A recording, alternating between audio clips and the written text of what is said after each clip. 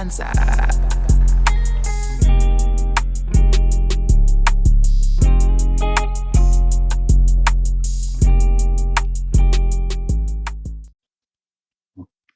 Yes, people. Welcome back to the LIS podcast with me, T. And today I'm joined by a good friend of mine, Olly Wilson. So Hi guys. Me and Tarek know each other through working football.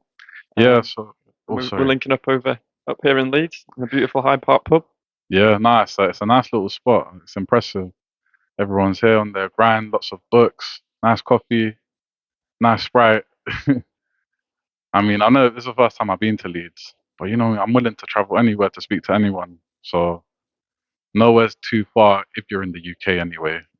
Yeah, I mean, if you're abroad, then I'd have to probably do a bit more planning. You know what? I'll be honest, I've put this off 3 times just because I've had work and I didn't want to come back to work tired. yeah. No, I Uh, don't blame you, mate. It's not an easy journey to make. yeah. So obviously let's talk a little bit about reflection. So actually no, before reflection, let's shine a little light on work in football and what it is, which is how we've met. So work in football is the community for people that would like to work in football. Working in football being whatever job you can find at a football club or a football organization, scout, analyst, coach,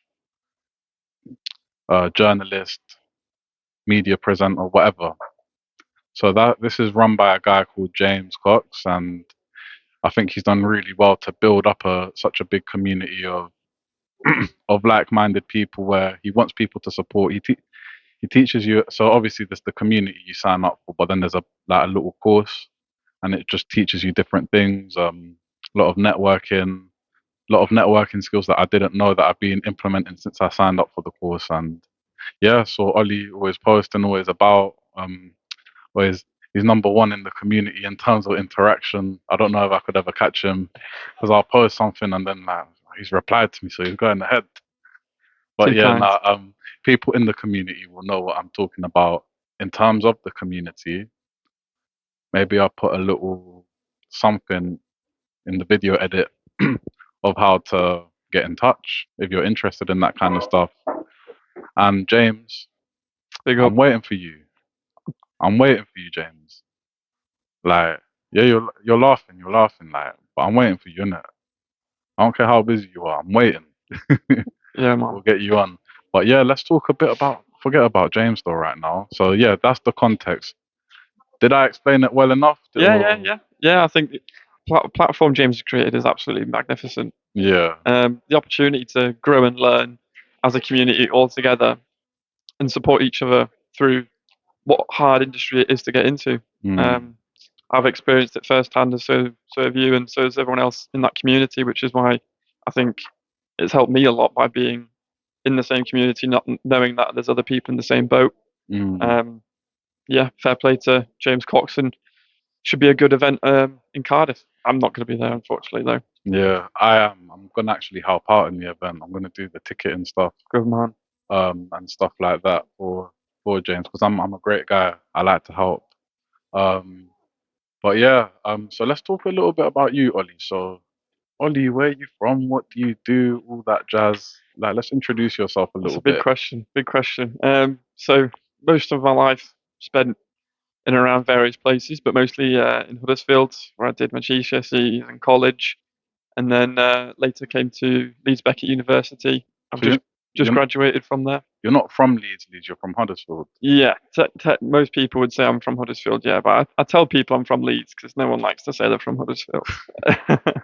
It's probably easier because most people know Leeds and Yeah, Huddersfield. yeah, that's my cop out answer as well. I hear it. I hear it. I hear it. So this is the first time I know that you're from Huddersfield. Yeah, Uh, yeah. So what is it you're trying to get to? I mean, I know, but for the yeah. audience. To be honest, there's no immediate aim to get in anywhere specific. I've got a degree in sport marketing. I've got FA coaching qualifications, talent identification qualifications, experience at football clubs, rugby clubs, Huddersfield Town, Huddersfield Giants, Sheffield West Riding, local team Emily AFC. doing really, really well in the league at the moment. Really exciting times there. MASC. Emily AFC, Emily AFC. Okay, like cool. Emily but without the I. Okay. Emily. Oh, right. Cool, Yeah, cool, yeah. cool. Yeah, they're on an absolute wicked run at the moment. Just been promoted last season and they're already top of the league, having lost one game. Oh, wow. So they're absolutely on fire at the moment. Well, So the non-league side. yeah, yeah. Okay.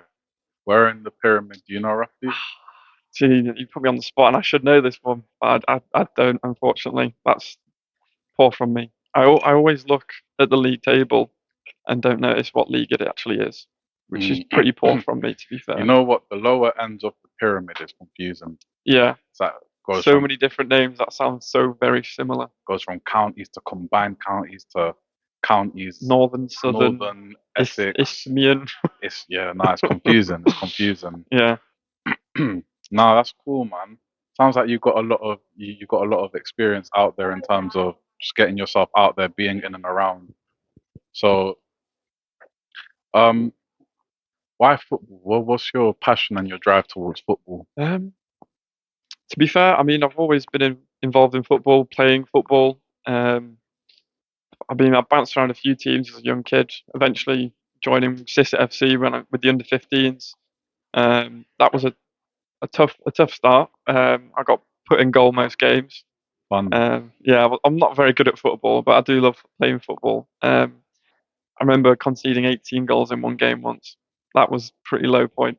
But I ended up going into the first team at 16. In goal. No, not in goal. No, I'm naturally a centre back, 6'2", so a slow centre back. I'd best compare my game to Per Mertesacker. That's Oh, the best nice. comparison.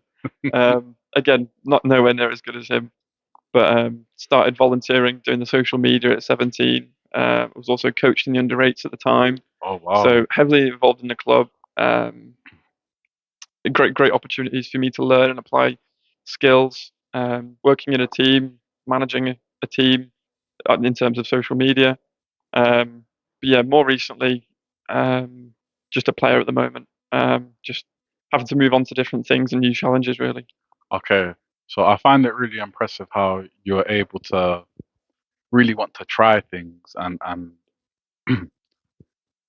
w- put your hand out there to put your hand up to try different things at 17. Because when I was 17, and if I was playing football, I would have just focused on playing football. I can't speak for everyone else, but Mm. I hope people can resonate with my point. What made you want to firstly take over their social media when you were that? Or what made you think that was something you want to do? It's actually quite an interesting story, actually. So, uh, would have been when I was about 15, 16 in year 11. I'm having like mock interviews with school governors to just get that interview Mm. practice. And I was literally like, I like football. I've not got any real career interests in terms of where I want to go and what I want to do. But I like football. And the school governor was like, I've got some contacts in Huddersfield Town where you can do some work experience. So I was like, yeah, sure.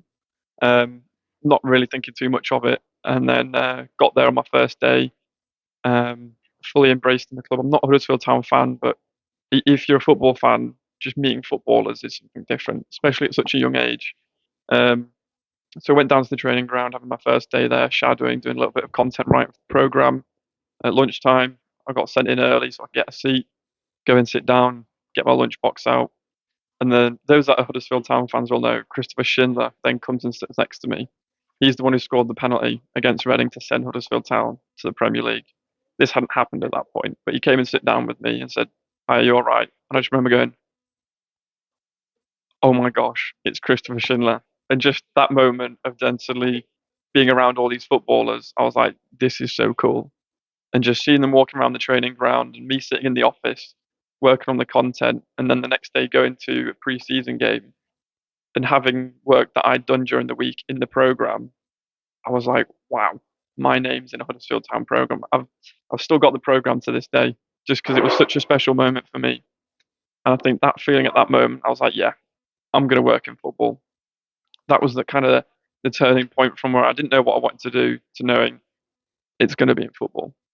So from that point on, decided to actually do a bit better at school and GCSEs, and then college and university until here we are today.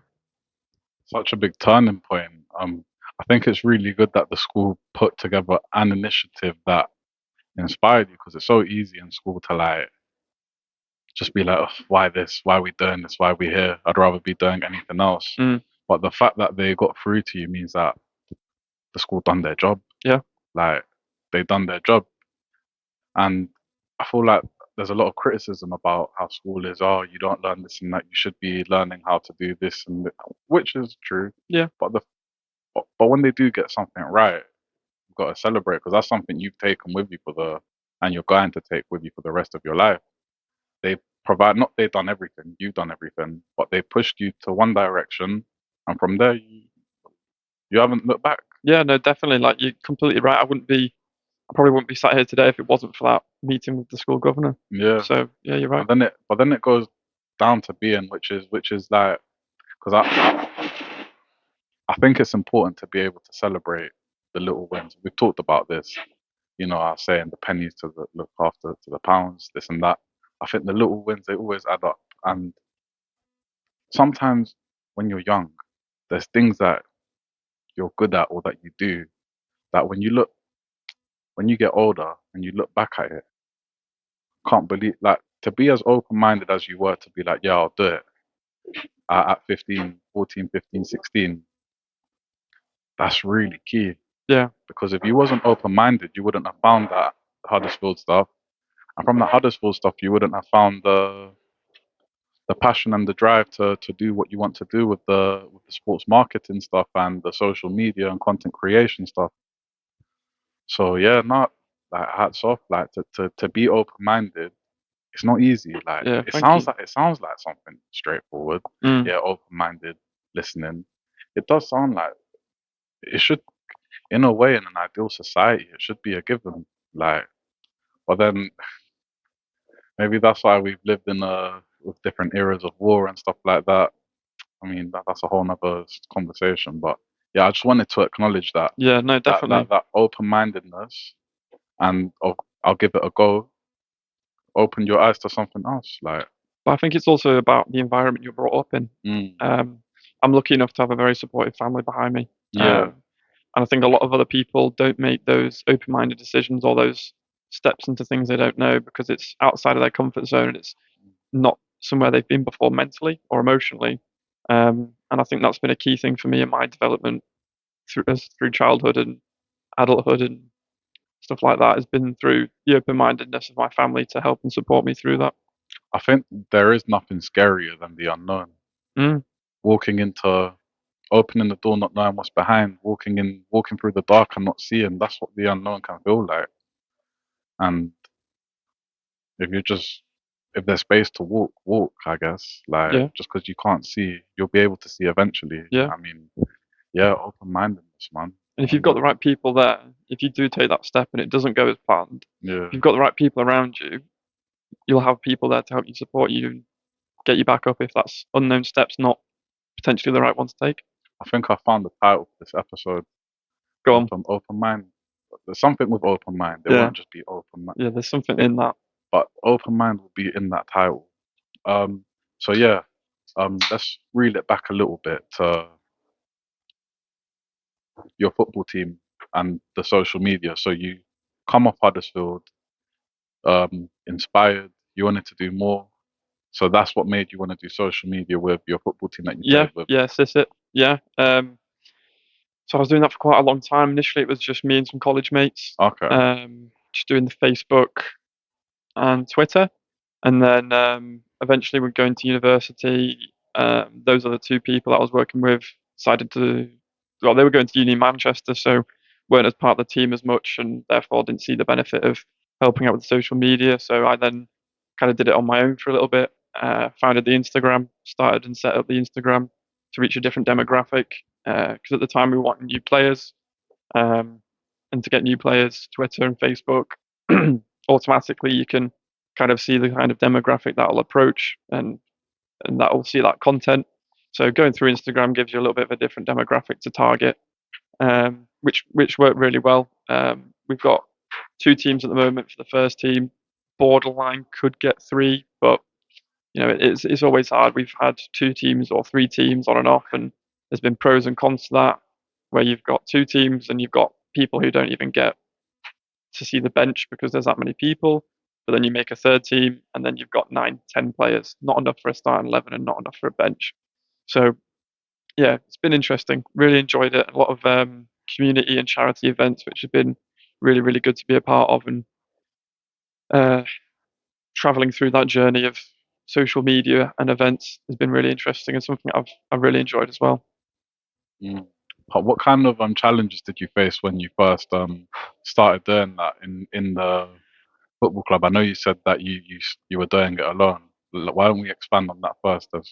Yeah, I mean, doing it alone um, was quite hard because I wasn't definitely nowhere near as experienced or knowledgeable as I am today. Um, didn't really understand how to navigate the trends of what was going on in the sport, as well as at the time, even when I had people on with me, there was a lot of hoops to jump through, which is only a necessary part of being a big group, a big organization. The right people have got to verify and clear off certain posts you make. But at the same time, with social media, it's so important to get the timings right, post at the right time, to get the right engagement, to have the best potential outcomes as a result of the social media. Um, so yeah, Yeah, it's always a challenge. New things are always a challenge, especially when things aren't how you expect them to be. yep.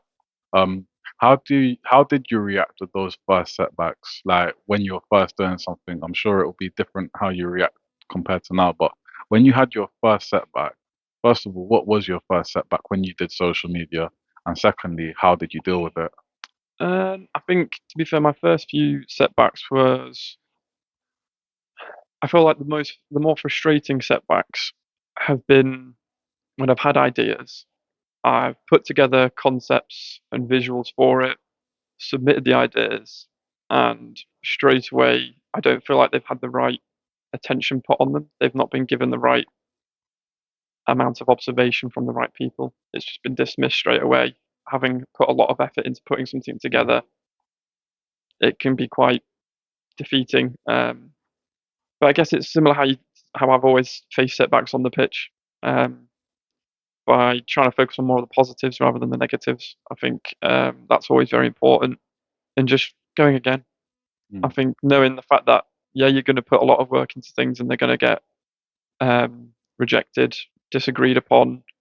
But you just got to keep going forwards and just keep tinkering away and making sure those right changes are made. So next time you put something else across, it does get accepted.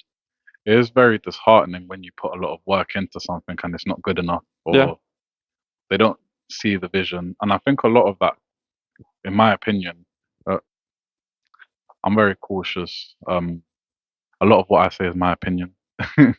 I don't try to give it as gospel, but a lot of what I say, okay, rewind. It all comes down to expression. I feel like expression is so important. Everyone likes to express themselves in one way or form, and some people can express themselves verbally really well and say how they feel. Some people can't. Some people like to express themselves on the pitch. If we're talking playing sport, Mm. on the pitch, the ring, the octagon, the field, the court. Some people express them. I'm getting in a tangent, but my point is expression. And if your expression isn't heard and acknowledged, you're not being heard and acknowledged. Mm. And then I feel like expression in a way is a form of communication. Like, so if you're communicating with someone and they just shut you down, kind of gonna. Yeah. What do you think? Yeah. No, definitely. I think specifically at grassroots level of football, there needs to be a lot more done for it. Mm, In terms of players, people, volunteers who work for clubs, I think there needs to be a lot more in place. If that's looking FA qualifications for specifically not just safeguarding, but mental well-being checks on players and how to best manage and handle those situations. Because as much as you're part of the team, sometimes you can feel really alone.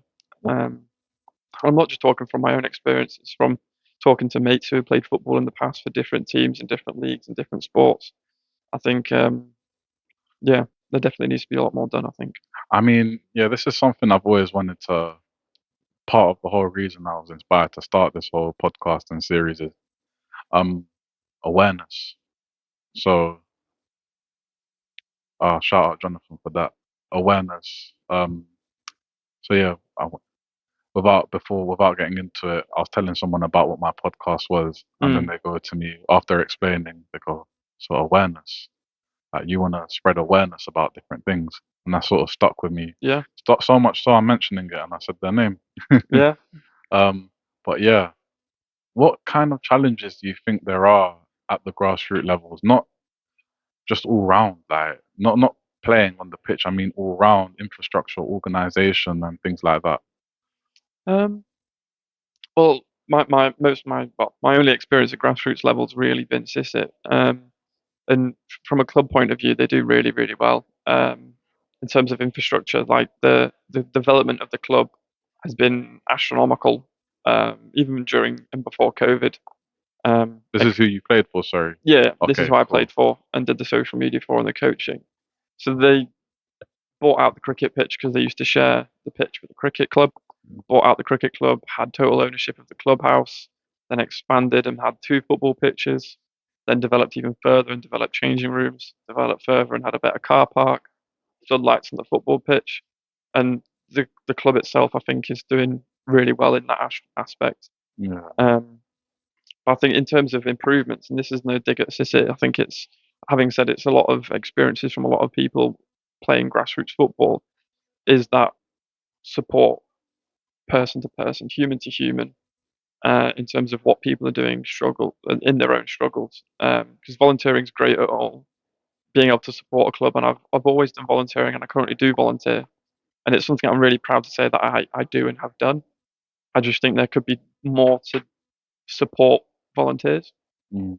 and that's not financially, because if clubs could pay people to help, they would. But I think understanding specific people's situations outside of football and what's going on at home, at work, and that sort of thing. I think football and grassroots football can be the correct place for people to go and get that help. Because as much as you put loads into a football club, you put time, effort, resources you might not potentially have. And when you've given that much, I think it's the right place for people to talk about the things men don't talk about. You know, like people, there's all sorts of campaigns about people talking at the pub and with their mates about feelings and things that are going on. Grassroots football can be the exact same place. It's already a form of escapism. Any sport is a form of escapism. It's a form of getting away from. Because I spoke about that as well in my in my other episode about watching football from a fan's perspective and the escapism it can provide. Um, you commented on that post actually.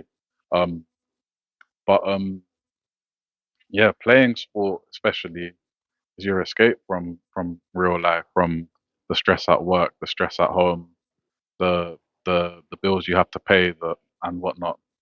And so in a way, it kind of manifests this culture of you're here to do that, to not talk about what you're going through, Mm, and then as a result, you're shut off. But sometimes there's only so much you can do. There's only so much football you can play, or so much boxing, or so much whatever, before like if things get really overwhelming, they're gonna affect you when you play. I'm not hmm. saying, oh, like talk so you can play better, like, Yeah, but it's true though. it's like because it's an escapism place. If you can make that escapism place that open space, and I'm sure there's clubs out there that Yeah, yeah. probably do that and encourage that, Mm, um, and they have that kind of culture. But if you can bring that escapism into openness and expression yeah. and communication, then feel like you're kind of onto something quite big in terms of supporting someone's mental well-being and in turn their holistic development as a person. I mean, the stronger your support unit is, the more, especially for young people, the stronger your support unit is, the stronger the support unit you can build and have for someone, the more they're going to develop as adults and as people. Like, so I think it's key, like that kind of stuff. Mm, definitely. Um, so I think we got onto. I think we've hit something good. Yeah. and I think it's actually it's just another question popped into my head. So you talked about the support and stuff like that. Can you tell me about a time where you needed support and how you dealt with that?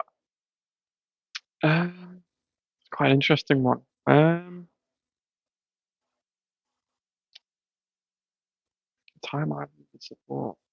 Like I'm talking in the social media thing, Yeah, like when you're yeah. To be fair, I mean, you can talk. I can talk on a more recent one. Working with Sports News Blitz. yeah, Which, we're gonna talk about that. We're gonna get onto that subject as well. yeah, no, it was a really really great opportunity for me. So it started would have been start of September.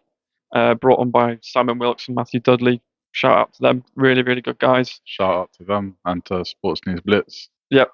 They brought me in and said, "Yeah, you take ownership of the Instagram. That's going to be your baby. Create what you can." So the whole of September, I was putting things in place, content strategy, marketing ideas, rather than just getting content out there. I wanted to make sure the profile looked nice, everything linked together nicely, and was good to look from a user's point of view before getting too much content out there, and be able to position it in a sense where it can thrive eventually. Got a bit of content out there, build a little bit of a fan base, and then the start of October, I had a sit down with the guys, and basically we're like, right, this is the kind of conversation where we go, where do we go from here?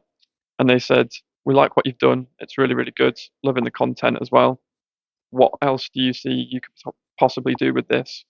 And having seen what they do on the website, bringing in journalists who are students, I was like, I can do the same with the Instagram and the social media. I can bring in multimedia students, whether that's content creation, journalism, graphic design, bring them in, and they can give them a platform to produce high quality content. And that's the thing we pride ourselves the most in, is the high quality content. We don't want to get posts out for there for the sake of it. We want to get posts out that the content creators can use for their personal portfolios, can use for their website, and boost the brand's overall development on social media. And it's been really really good. I've really really enjoyed it. So back to your question about struggling, that period of time where I was kind of on my own doing the Instagram, I was kind of like, I've got this big vision for it. I've got all these things I'd like to do, but I haven't got the own time to put all those things in place properly. And I had to have a conversation with myself before getting to the idea of bringing in other people. How am I going to make this sustainable long term? Because that's the ultimate goal with the brand, is to make it long term for everybody involved. So that was kind of where I had to struggle a bit with myself, and admitting that, well, not admitting, but being aware of the fact that I'm not going to be able to do it all on my own. And then from there, approach the situation with Simon and Matthew to have the good idea and how rewarding it'll be for myself, them, and the brand to bring other people and students in. Mm. I think it's really great how how Sports News Blitz is making an open space for students, for people that are trying to break into a certain type of media industry, certain type of content creation, and you know, I think not I can't think of a lot of places that do that. So it's definitely a way to grow confidence, to make mistakes, to do things right. Um, like, and I've seen the page, I follow the page. It looks really good, and starting out small, and it's like I see the followers grow quick. Like I look at little things like Mm, I like the attempt of interaction, stuff like your team of the weeks or your yeah, fantasy league stuff. I do my research. I like the stuff. Obviously, you've got the podcast side of it as well. Like there's so many different dimensions and arms. It's like Sports News Blitz is like an umbrella, not an umbrella. Umbrella, yeah, you could like say like umbrella. umbrella. I like to think more of a tree, and then it's got different branches, like of the different things. Obviously, you've got your side with the social media, but then you've got one guy who's written an article on their website. I'm sure there's someone that controls their website and does all those things. Simon, big up Simon. Yeah, and then you've got the podcast, a lot of commentators. Like, see the guy, I don't remember which commentator it was, but he was on FIFA. Guy Mowbray. Yeah, yeah, Yeah, yeah, yeah. Big one. I need to listen to that whole podcast, but like this, so to reel it in a little bit, we'll get back to sports news blitz as well, because this is something I want to learn more about and talk Yeah, yeah, about. definitely. Is obviously you want to get into repeat because it slipped my mind. Football marketing. Football, yeah, marketing, but mainly through football, predominantly through football. That's the dream. Yeah. Yeah. Obviously, it's not as straightforward as I. I know it's one of them ones where once you get there, you're not finished. That's Mm, just the start of another chapter, another story of 100%. um, which is the beauty of being a ambitious person. You're constantly chasing more. You're never going to settle for something. But what kind of challenges do you think? Challenges is a lot because I feel like it's easy to. Okay, it's not easy as much as I could get. Okay, I couldn't, but let's say hypothetically, I could get an established marketing guy from a football club. Let's say through networking and lots of messages, exchanges. I feel like yeah, I could get someone that's established in a field. Okay, but because we're using yours and stuff like that. But the reason why like I wanted to speak with you specifically is because I want people to understand and feel and resonate with, I don't want to say the struggle, but the struggle of making it. Do you Mm. know what I mean? I want people to understand that it's easy to get the finished article. Yeah, I went through this and that, and I got a couple emails rejected, job rejected, or I was living in my car, whatever kind of backstory you can give before you make it. But I want someone that's going through it now, and I want someone to see and feel the hunger of someone going through it now to get to the role and be the person that they want to be. Does that make sense? Yeah, Or did yeah. I over explain it? No, I know what you mean. If you need me to shut up, just No, you're all good, buddy. so yeah. Because I now I've waffled too much that I forgot my point. Yeah, what kind of challenges do you think you face trying to make it in a sector like this where it's ultra competitive, where you've got to do a lot to stand out, where you've got to put in a lot of free time to to get that experience before you're even noticed or acknowledged by a football club one day, whenever that happens, which I reckon sooner rather than later for you personally, reading your portfolio and speaking with you and stuff like that. What do you think? What kind of challenges do you think there are that you can shine a light on for other young people that other young people might relate to? Yeah, yeah. No, I think you said it. To be fair, it's the competitive industry. Because it's football. Everyone, not everyone, but everyone loves football, Mm, and a lot of people who want to work in the industry will do a lot to work in the industry, like working for free. The amount of people that are volunteering in jobs in football that if they were doing a similar role in any other industry, would be getting paid to do it. But because there's that much motivation, determination to work in football, they'll do it for free. And I'm one of those many people who will do that.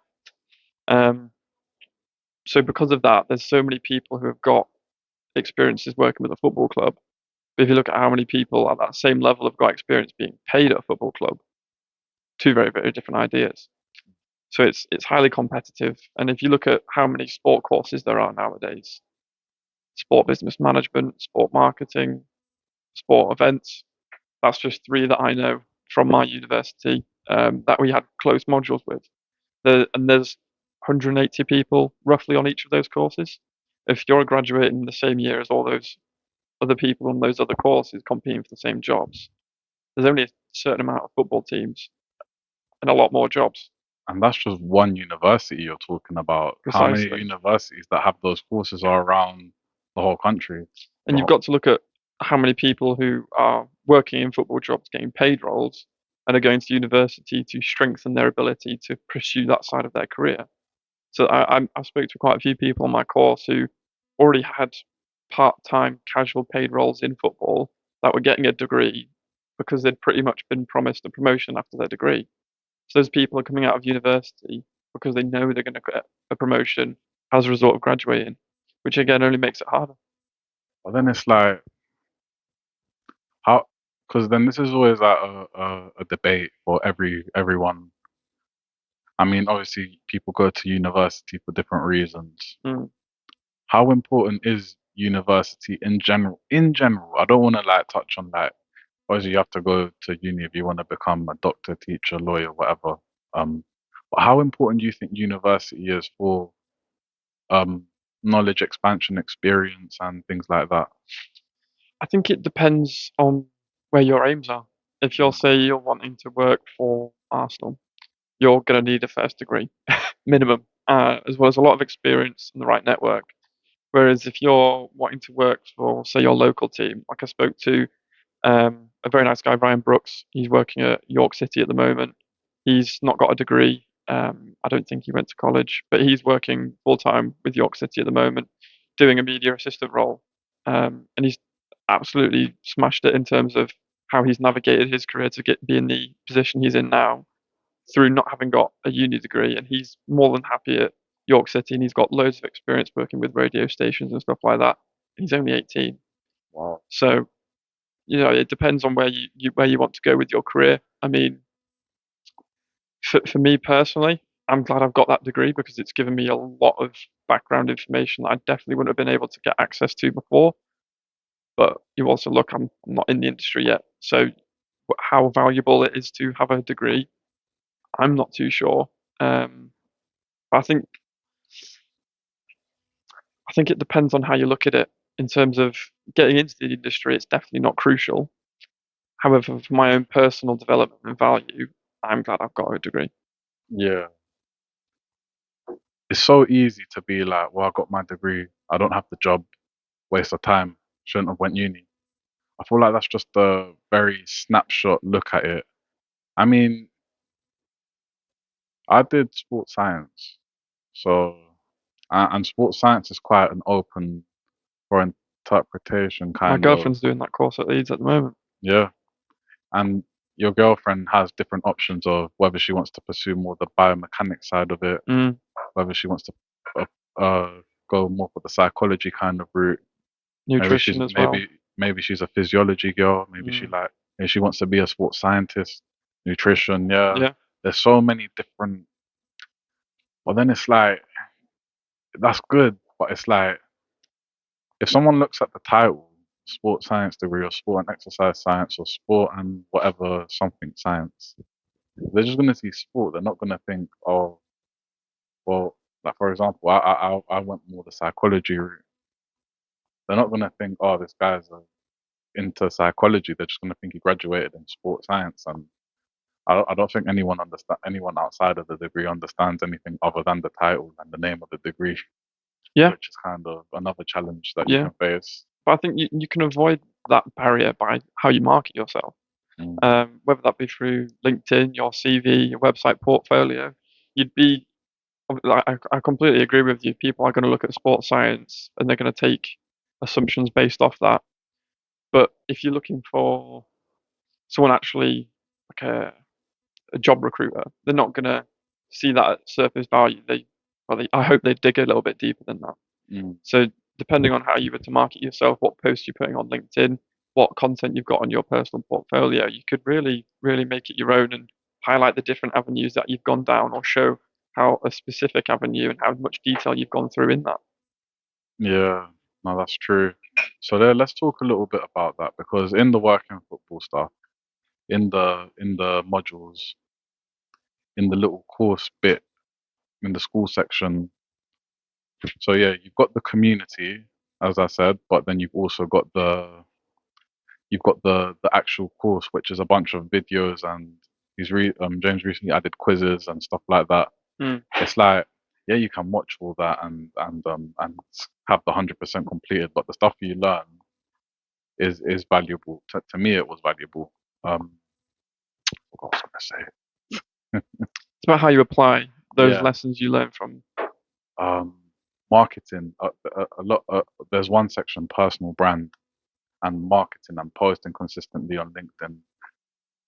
Emphasize to the people how important it is to market yourself, important it is to show off that personal brand, and how important it is to really like put yourself out there and be open and honest about what you are, what you want to do, and how you want to do it. Yeah, yeah. I mean, the one of the more important things that I've found having graduated is online Zoom meetings with people, professionals with already in the industry. And the best way to make sure those meetings definitely happen and you definitely get replies and people accepting your requests is by having a polished LinkedIn page. And from that, you've got to be posting, like you said, you've got to be consistently posting. You've also got to post the right content that's going to resonate with the people you're wanting to connect with. You don't want to aim it towards kind of people in your situation too much. You want to what kind of people do you want to have meetings with? What kind of roles do you want to get at? And create content that aims to those people. Because if you're able to embrace and connect with those people, you can then have the Zoom calls with those people, gain valuable insight, and if you're lucky enough, they might be able to offer you an opportunity. They might be able to look at your CV and give you some feedback, look at your personal portfolio.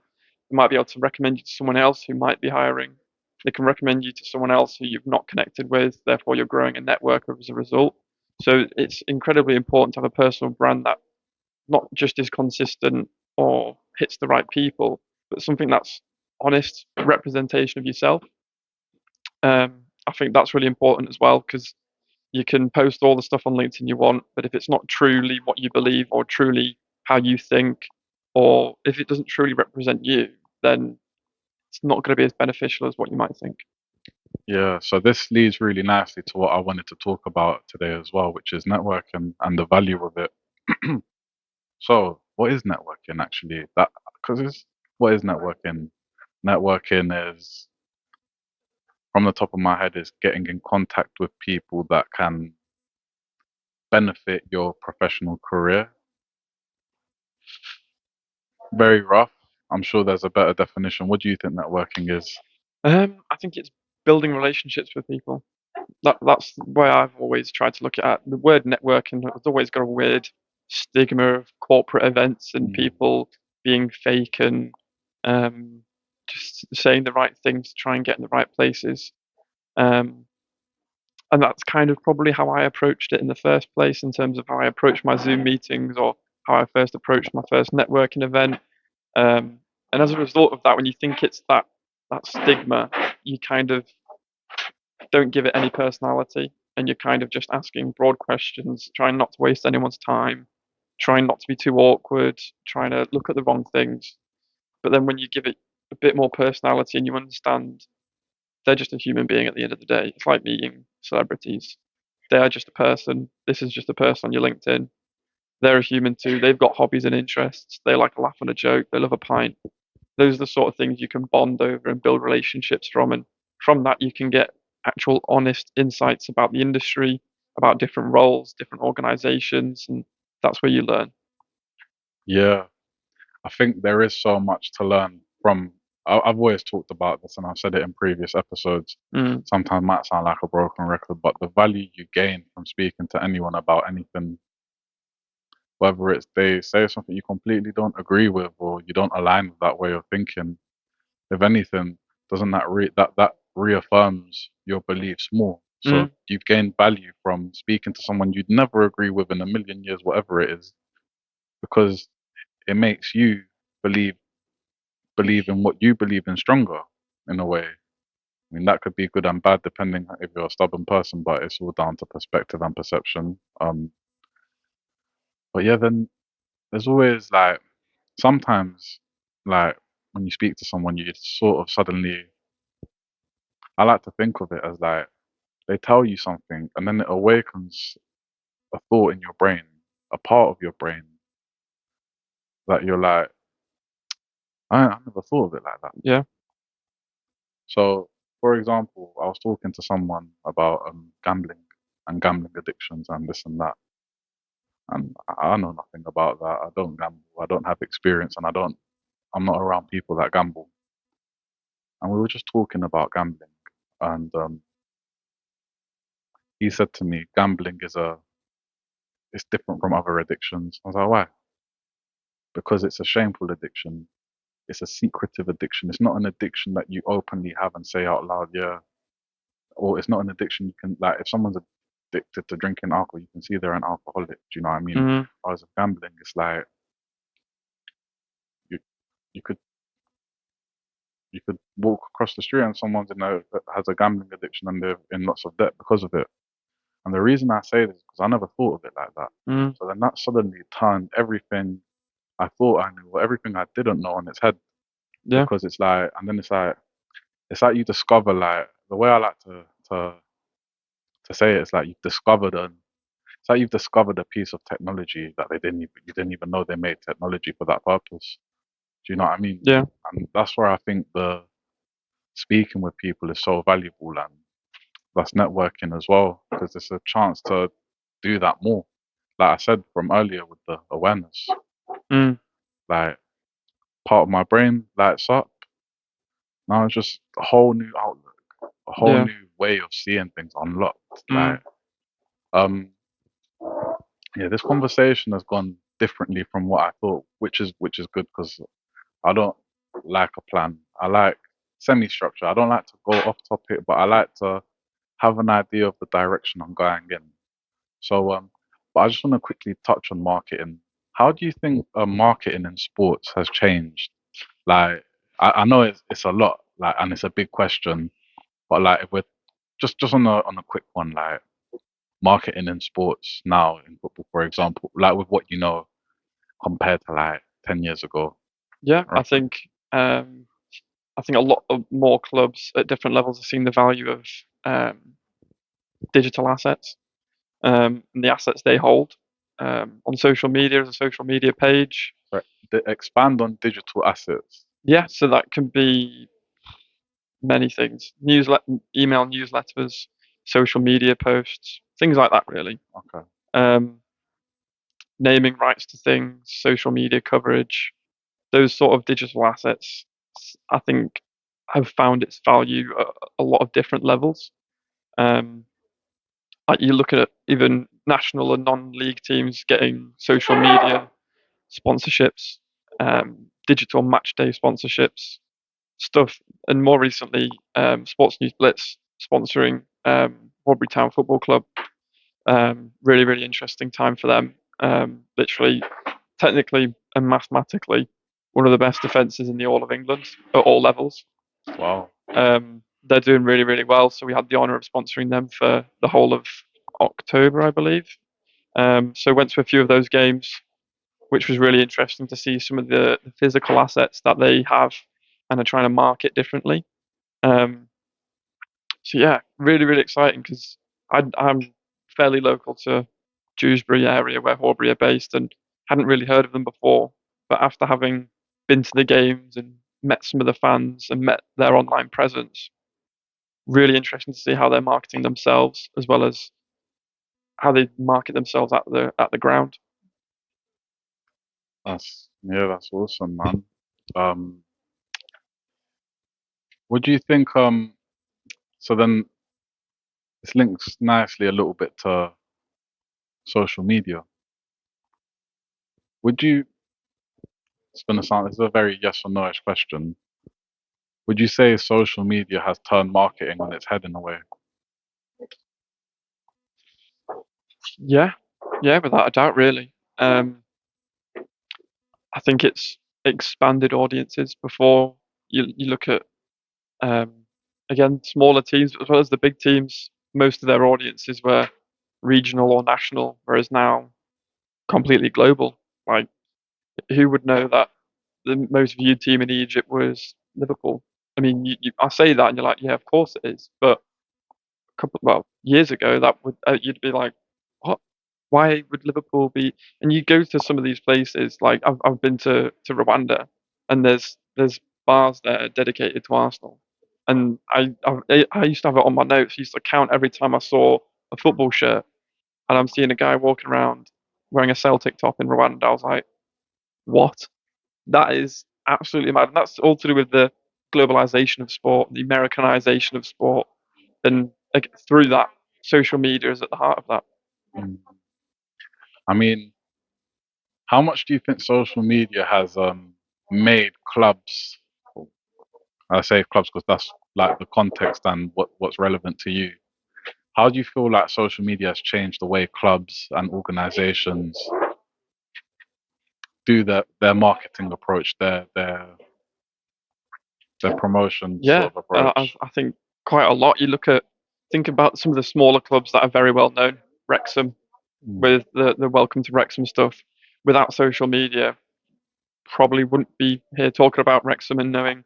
Well, Ryan Reynolds certainly wouldn't be the owner of the club if social media didn't exist. I don't think he'd know who Wrexham are. And you look at other clubs as well, like Venezia, with their great kits they've had over the past couple of seasons. Without social media, I don't think I'd know who Venezia were.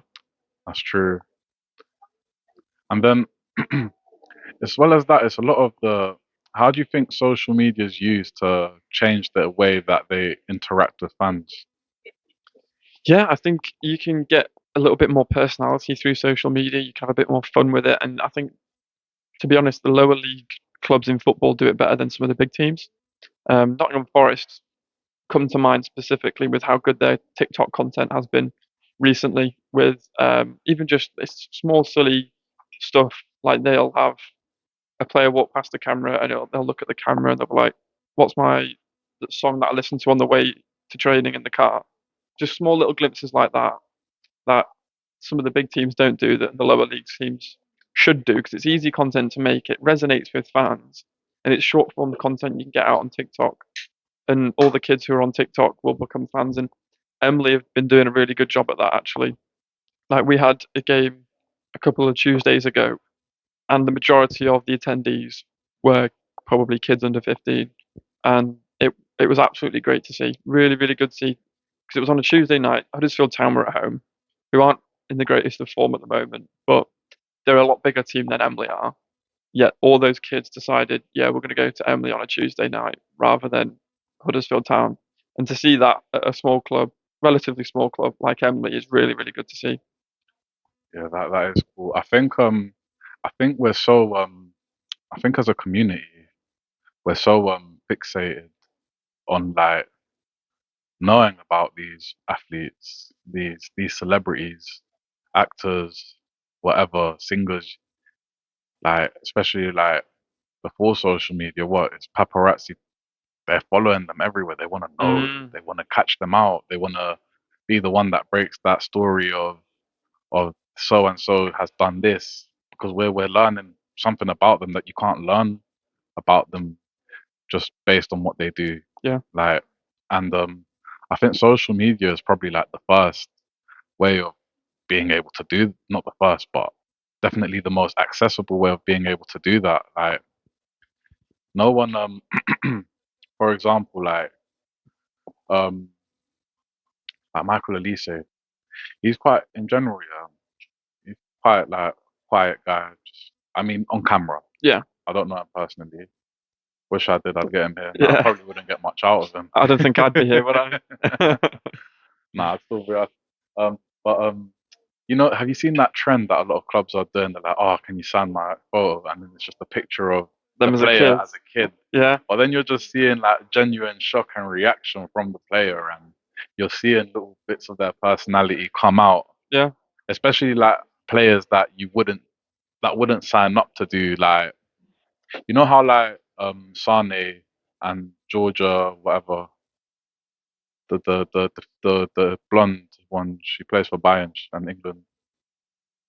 I don't know her name, but I think I know Okay, what well concept you mean. her and Sane did a video with Harry Pinero and I'm not gonna mention name because it's Yeah, controversial. I know who you But mean. like you know they're like I think they're doing German snacks versus English snacks, and you're seeing like the reaction and Mm, seeing them laugh at jokes and seeing them make jokes with each other.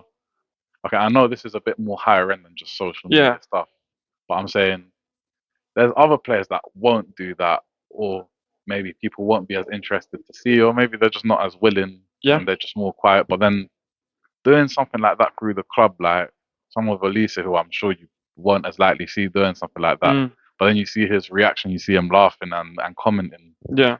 It's like I don't know, it's refreshing. Yeah, no, I know what you mean. And with those high end content, they're going to get Sarni on over Pavlovic, who I don't know if you know, is a young CDM coming up at Bayern Munich at the moment. Because Pavlovic hasn't got that name behind him where people go, oh, it's him, everyone knows him. He's not a global name yet, but Sane is because he's had time in the Premier League, Bayern Munich, and the Champions League and stuff. So that TikTok content where it's a little bit more low key and you get to see a little bit more of everybody, you can get like all the players coming past. You even get some of the academy lads coming through. People who are fans of that team say are going to look, oh, that's so and so from the academy. I know him. Well, not I know him, but I know of him. And oh my God, he's training with the first team. So it's small little things like that that can really tap into the fan bases and get that proper connection with the fans. Yeah, and something else I was gonna say. There's a theme of me. It always slips my mind. But yeah, no, the interaction is.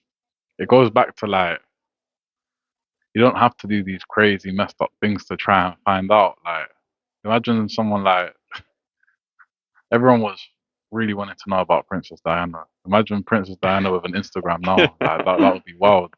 Just some mirror selfies. No, the evolution. But then, okay, we've talked a lot about the good of social media. What about the bad? Yeah. Because the everything comes with its challenges, its baggage, and whatnot. No, we had this a topic at university. It was just like just a opening exercise of a seminar of the social media done more good than bad, and it was an open debate. And I think it's a really hard one to navigate really because you more recently Brennan Johnson getting a lot of hate on social media, and there's another one recently, Adebayo at Luton in the Yeah, Championship. yeah, A yeah, lot of racist comments towards him, and there's no way you can defend that. I think there needs to be more. I mean, it's easy to say more needs to be done, um, but yeah, it's part of, unfortunately, it's part of the society of football, and a lot of um, yeah, it's a bad thing in society of football, yeah. unfortunately. Definitely. It's.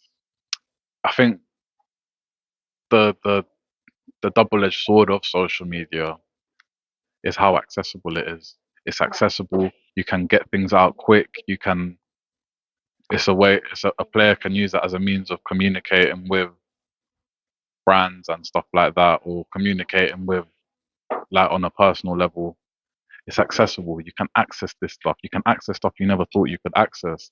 But then because it's accessible, you can access someone's Instagram and DM them rubbish. Yeah. You can access someone's if you can't DM them, you can spam their comments. Mm. You can say rubbish things. Do you know what I mean? It's so accessible, Yeah. and No. and Definitely. that's the I think that's the problem with social media. Like, there's no like, it's like you can't control it. Like, you can't just say like like, there's always going to be a way around something. I feel like it's easy to be like, yeah, there needs to be an age restriction. There needs to be verification. There needs to be this and that. But I You mean, shouldn't have to, realistically. but then no one's reasonable. No one's sensible. And there's always going to be No. that No. one person Definitely. that runs with Right, whatever. you can never have a good thing, can you? Someone's always Nah, going to ruin it. You know. in some kind of way. On social media is a big one. Yeah, because people like, yeah, Brennan Johnson deleted his social media. He And now he's on a good run of form, so good for him. He's proven the haters wrong. Mm. But then also you got Mark Gahey was like off social media for how long? Um, Obviously he had the infamous incident of the penalty shootout in the Euro finals Yeah. years back. Yeah. Um, there's so much. Wilfred Zaha had to turn off his DMs. Like, Yeah, but players do it all the time, and it's a real tragedy because it offers so much value to a lot of people being able to have that connection with their favorite players. But like I said, you can never have a good thing because someone will always go and ruin it. yeah, I mean, it's so good to be able to see what they had for breakfast this morning, or a little vlog of a little clip of them walking into the ground Mm. or whatever. The accessibility, like, it's limitless what you can do and make of it. Definitely. And social media's come what in the last, let's say at most 15, 20 years. Mm. It's came and it's come to stay. Like, Yeah. but Yeah. it's But a difficult you one. say that, but it's good looking at, like you said, that the event at West Ham. with the black commentators and stuff like that. There, Yeah, like that's an incredible thing, and it's something that needs to be celebrated a lot. yeah, Because you think about West Ham, what's the stereotype behind West Ham fans? yeah, And look what the club is doing to try and change that and try and showcase that that's not what the club is about. yeah. So it's you've got to, like you say, you've got to celebrate the small wins, and I Of think that's course. an absolutely great event. And I remember Johnny putting it on there, and Mm, really wishing I could have gone to that because it looked really, really good.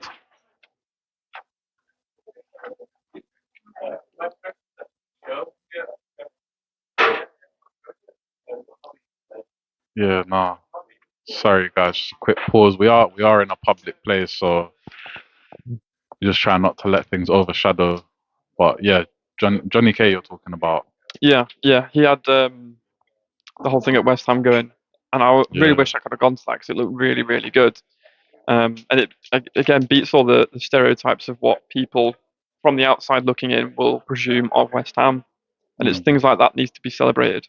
yeah. It's so easy to talk about the problems of anything because yeah, but I think the wins are more valuable. Yeah, Like, but yeah, no, I did see Johnny K speak in the Black in Sport summit, and incredible journey, incredible like what he's done to get to where he is. mm, And I think he said how it was a dream come true to be able to do a collaborative post with West Ham yeah, and share.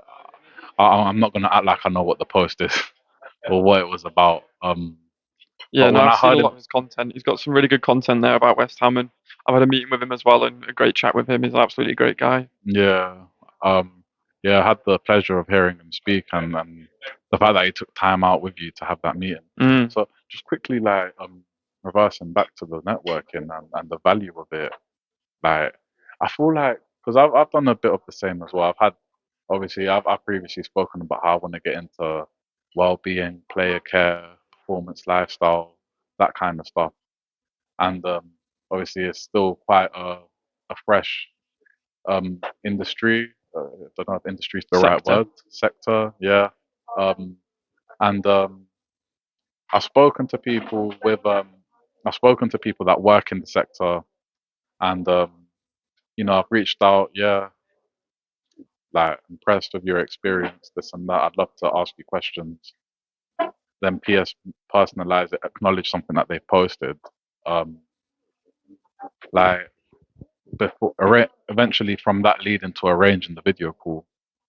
Like I feel like people more often than not, people are happy to help, and I feel like they value if you reach out to them to try and help. They value that you've taken the time out to go to them for guidance. Yeah, no, definitely. And I think that's because the people who are in the industry know how hard it is to get in, and therefore anything they can do to help someone else get in, they'll do. And I Yeah, think that's as much as it's hard industry to get into. One of the positives of that is people in the industry are more than happy to help other people get in. yeah, and I mean, I've I've been lucky with how many people have got back to me. Some people have said I can't do it, which is fine. Yeah, yeah, Some people are really busy, busy. so I like to. Obviously, you've got to respect their boundaries. Like you can't just pelt people with messages of No, networking. But it goes back to the importance of networking with your own being like the people that are in the place you want to be in. yeah, I feel like there's just so much. Yeah, networking, man. Don't yeah, don't don't don't don't sleep on it. Don't sleep on networking. no, Don't never. sleep on having conversations with people. Don't sleep on asking questions. Don't sleep on LinkedIn. Like, 100%. Like even with, like even networking with people in the industry in general. Like I've not just gone down the route of getting people in marketing or commercial. I've even gone down the route of getting in contact with people who are doing player care, people who are mm, doing physiotherapy, strength and conditioning. Just because they've got into a football club, they'll have a unique story on how they did it.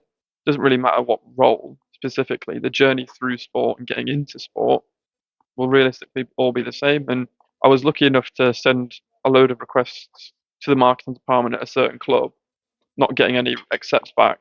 Got in contact with someone who works in the physiotherapy, who managed to get my name to that marketing department, who eventually then all connected with me back. So if I hadn't have reached out to that guy, I would never have got the connections back from those other people in the other department. And it's why it's so important to obviously it all. I think when it comes to networking and things like that, it starts with networking with your own. Yep. Okay, You. your own the sector you want to be in. Mhm. But then that's just to get you started and to Yeah. get you into the mode and into the place. And but then is when you start to open up. Then it's like because I went from connecting with, on LinkedIn with everyone, player, da da da, head of safeguarding, da da da da, head of Yeah. education, da da da. And then it's like suddenly academy coach, da da da. Suddenly it's marketing, da da da. Suddenly it's an agent, da da da, Yeah. like a Yeah. lawyer. I don't know why I keep going da da da. But my point is like it opens up and there's more people I want to talk to, like, and there's more.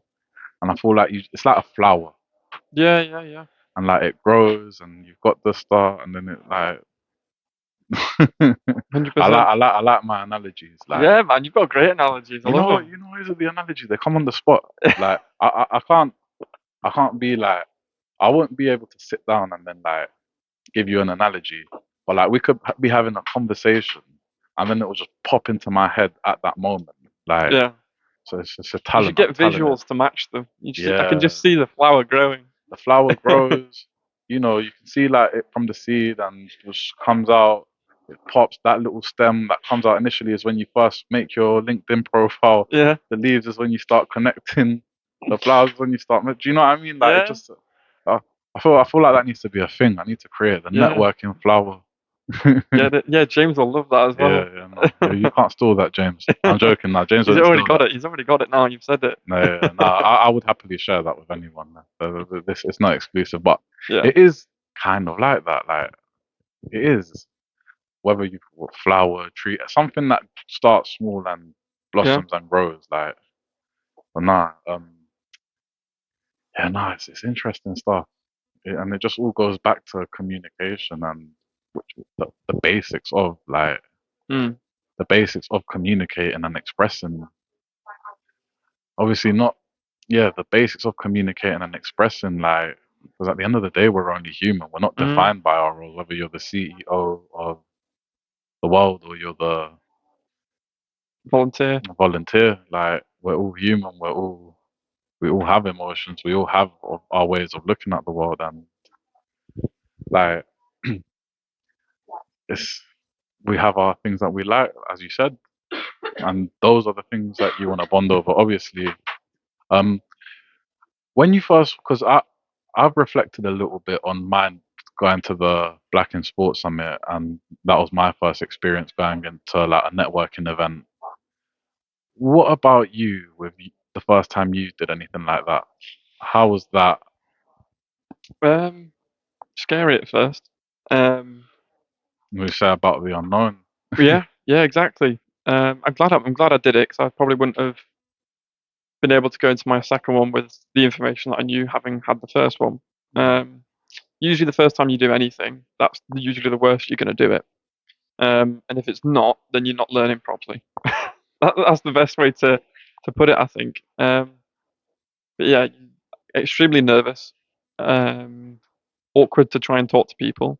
mm, I think for me, the hardest one I had was one that happened on university campus. Because before I'd been going to the Digital Sport North events, which usually have the same sort of people or similar sort of people there.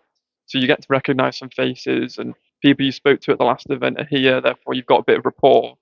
And they're a bit more laid back and they're really easy to talk to and people are quite calm. They've got a nice pint in their hand. Everyone's just chatting about the football, and then you get onto the insights from there. But the one on the university campus that was on the release of a new course, and there was Steve Round was there. I don't know if you know him from Arsenal. no. So he used to be assistant manager at Arsenal with Arteta a Is couple of it? seasons ago. He's been at Aston Villa, Man United in the back scenes. He's now out in America. Um, but I was proper fanboying. Literally saw him. I was like, "Oh my god, that's Steve Round." And there was all academics there and stuff like that. And I was talking to my old lecturers and stuff. And when you're in that sort of environment where it's people aren't just relaxing, having a pint, people are there and they're all very formal, all very professional, can get a little bit overwhelming. especially when I'm very obviously the youngest person there. Yeah. So you get a bit of imposter syndrome, like I really shouldn't be here, kind of like you're in a staff meeting room at school or something as a student. You're like, I really shouldn't be here. Mm. But you've got to kind of revel in that and try and find the comfort in the uncomfort of knowing that it's a really good thing what you're doing and you're progressing and you're doing something new for the first time. And the next time I approach a similar situation, I'm going to go in there a lot more confident, a lot more composed, and be able to approach other people a lot quicker. Yeah. But yeah, Goes back to gonna ask such a basic question, but how important, how key, how imperative, how essential. I'm bringing up the thesaurus here. How, insert that word, is stepping out of your comfort zone. incredibly important. Incredibly important. I think, because like I said, from my very first experience, if I didn't take that step out of my comfort zone and go to that Huddersfield Town experience, I probably, I don't know, probably being a labourer for my mum's boyfriend as a Mm. joiner. That's probably what I'd be doing right now. Either that or I would have just joined the army. So I think it's incredibly important. It doesn't have to be just in your career. It's about taking that opportunity where it could be on the football pitch. Mm. Having the confidence to say no, I'm having this free kick and putting it on bins. You know what I mean? Mm. So taking that step outside your comfort zone and doing things you've not done before, whether it be go down a water slide at a park, whether it be run a 10K, whatever it may be, it might be scary at the time, but after you've done it, you'll have learned from it Mm. and you'll be a different person because of it. And most times you'll be a better person because of it. Through fear, on the other side of fear, there's opportunity. Wow. I heard that quote from Aluko in, and Oh, fair play. I thought you were going to try and grab that as your own. nah, I can't. It's just, it's stuck. Yeah. On the other side of fear, there's opportunity. Mm.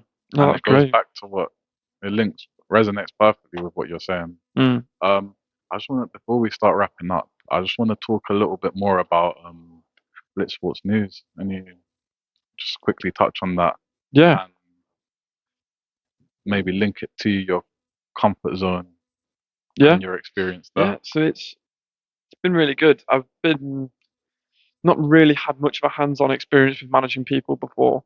Not too much anyway. Not with the aims I have for the brand and how seriously I'm taking this. As much as it's a voluntary role, I'm putting a lot of time and a lot of effort into it. Trying to be there and try and be the manager, social media manager that people can relate to, and lean on for support. Because obviously, a lot of them are university students, one of which didn't go to university, didn't go to college, but is really desperate to have an opportunity to prove himself. So I've said, yeah, absolutely. Mm. Come on, do create whatever you want. He's a big Everton fan. We don't have any Everton content out at the moment. I said, you can be the Everton guy. He wants to write articles, he wants to create designs, he wants to make Instagram posts. I've said, do it. If that's what you want to do, mate, do it. And I've said to him, have you got LinkedIn? And he was like, what's LinkedIn? So I was like, boy, You get on a gave him the Zoom call. LinkedIn. You gave him the LinkedIn talk. Exactly. So I jumped You on a gave Zoom him call the with him. networking Yeah, stuff. yeah. Gave him the whole spiel and said to him, this is what you need to do. And he's a big Everton fan. He's got experiences with the marketing team at Everton. He's had experience shadowing their matchday photographer, which is a great opportunity off the bat. And he's really good at photography as well. So I was like, get to some games, take some pictures, which you can then use to write some articles and create graphics from, and you'll have created it all yourself. And then from that, you can make a personal portfolio. You can publicize that on your LinkedIn, as well as the posts you make and the articles you write, all for LinkedIn content. Grow a network, smashed it. Okay. So, and that is really rewarding in itself. Being able to pass on the knowledge I have onto other people, albeit I'm still on my own journey of getting into the industry. If I'm able to help these students, give them a platform and an opportunity to publish their own content and them to be really proud of it and use it for their portfolios, LinkedIn posts, job applications, then I feel like I've done a good thing, and that's a really rewarding thing and something I definitely want to do long term as well.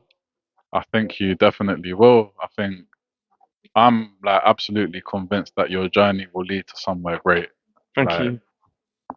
and can see it, can hear the hunger in your voice. I can see the desire in your eyes. Like, I know that you will get there because Mm, not because of what you're doing, but because you're doing it. And yeah, what you're doing it with both feet in, thank and you. you're going for it, and that's key.